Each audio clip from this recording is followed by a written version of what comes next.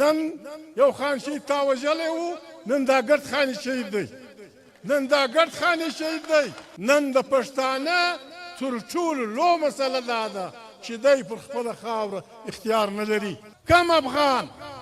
د افغانستان په استقلال خوا نه بدی هغه نه مسلمان دی نه پښتون دی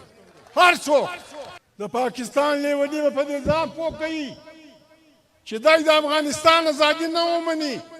دی د افغانستان استقلال نه ومني دی د افغانستان سره د برابرۍ دغه نه جوړ دی هم بیا آزاد ولکه پاتې سي پلانې ګټې د پلانې ګټې خان شهید د پښتانه پر ننګه و درو سره و مرکزونو ته یوازې ودرېدی و کابل ته هم وویل پېښور ته هم وویل و کټه ته هم وویل چې تی ګرد لګیا یاست پښتون بې شئ پښتانه ته کور نور جوړوئ زه په دا حساب کې نه یم یک یوازې د پښتانه پر ننګه درېږم که مې څوک وژني که مې ورته اچوي مرد آباد زه چا سره کار نه لرم عزیزانو زه په تفصیل کې نه ځم د خان شهید مرګ د خان شهید شهادت حادثاتي خبره نه ده پر اوبو نه ده د تربورګلوۍ پر خبره نه ده پر دغه یوه خبره وه چې دې سړي د پښتانه قام د یووالي پر سر کابل ته هم انکار وکړي پېښور ته هم انکار وکړي کوټ ته هم انکار وکړي دوی په ولوالان سره کښېنستل ول دا سړی مرګ غواړي هغه ښه مړ دې کړي څه دې په جوړه کړه ملا دې ماته شه نن یو خان شهید تا وژلی و نن دا ګرد خان شهید دی نن دا ګرد خان شهید دی کومه خبره چې خان شهید یوازې غوښته تاسې نه منله نر ګرد په تکلیف یاست خوارۍ کاږئ واهو پښتون تقسیم پاتې سوی دی عزیزانو نن په دنیا کې واک اختیار سیاسي واک اختیار د قومونو د عزت دپاره ضروري دی نن د پښتانه تر ټولو لویه مسله دا ده چې دی پر خپله خاوره اختیار نه لري یوه ټوکړه خیبر پښتونخوا یې هلته ده څه ګزاره کوي ته یې معلومه ده موږ ته معلومه ده دلته حساب نشته نن د پښتانه وطن ته که دلته دی که پورې خوا دی موږ چې کله خبره کوو خلک ښکنځل کوي خلک ښکنځل کوي چې ته داسې ولې نه وایې لکه زه چې وایم زه هم ستا به په وس پرایي ته به لوی لوی دیوالونه نړوه لاسې ویې نړوه زه یوه خبره کوم ته هم واوره ستا پلار دې هم واوري ستا ملګري دې هم واوري چې کم پښتون کم افغان د افغانستان په استقلال خوا نه بدی هغه نه مسلمان دی نه پښتون دی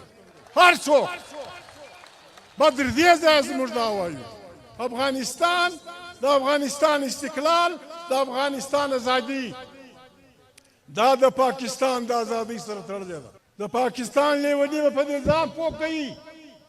چې دی د افغانستان ازادي نه ومني دی د افغانستان استقلال نه ومني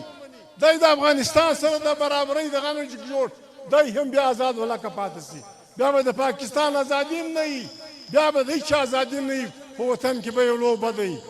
موږ نور د افغانستان سره دا نه وایو چې بس موږ مست خوایي او موږ پلانی شی نړوو پلانی شی دغه کوو لیکن یوه خبره ډېره په نرمه کوو ډېره په نرمه یې کوو لیکن د زړه د اخلاص یې کوو چې پاکستان د پښتانه د پنجابي د سندي د بلوچ ګډ کور دی هېڅ چا ډېر په واضح انداز وایم هېڅ چا د هر صوبې چې دی هر څومره لوی سړی چې دی هېڅ چا د دې وطن د ازادۍ دپاره در پښتانه زیاته قرباني نه ده کړې چې پښتانه د فرنګي سره پر هر کاڼي سر نه وای مات کړی چې پښتانه د فرنګي سره په هر میدان کې جنګ نه وای کړی د چا پلار پاکستان ولکه جوړ کړی وای پاکستان د پښتانه په قرباني جوړ شوی دی نن خلک دا چورت وایي چې پنجاب به صوبه لري اختیار به لري سندی به صوبه لري اختیار به لري بلوچ به صوبه لري اختیار به لري پښتون به داسې تقسیم پروت دي دا چې هر څوک وایي ماغزه یې خراب دي چې کم حق بلوچ لري، چې کم حق سندی لري، چې کم حق پنجابی لري، دا حق موږ غواړو، په خواست یې غواړو، په زاري یې غواړو، د خدای په روی یې غواړو، په جرګو یې غواړو، او که مجبوره سو بیا یې په شنه سوچ یې غواړو. خامخا بیا راکوي خلک. موږ واک غواړو په خپل ځان باندې. عمران خان، د عمران خان پارټي یوه خبره کوي، وایي حقیقي ازادي. ټیک خبره کوي، دا صحیح ده. ازادي و چی ته وایي؟ ازادي و دې ته وایي چې ستا کور یې اختیار یې ستا. پاکستان جوړ سوی دی، پرنګی تللی دی، لیکن نن هم موږ په خپله بادشاهي کې برخه نه لرو. پښتونخوا ملي عوام پارټۍ د ګرد پښتانه په نمایندګي، د ګرد علاقې په نمایندګي موږ به پارټۍ نه یو یو ځای، کمزورې به وي، لیکن پښتونخوا ملي عوام پارټۍ د ګرد پښتانه په نمایندګي وایي زه پاکستان کې یم، په پاکستان کې به زه په فوج کې برخه لرم، په پاکستان کې به زه په ازادي کې برخه لرم، په پاکستان کې به زه پر خپلو نعمتونو باندې اختیار لرم، زه به یې باچا یم. که څوک راکوي را دې کړي، که نه راکوي بیا به درته معلومه سي چې ته پېښېږي.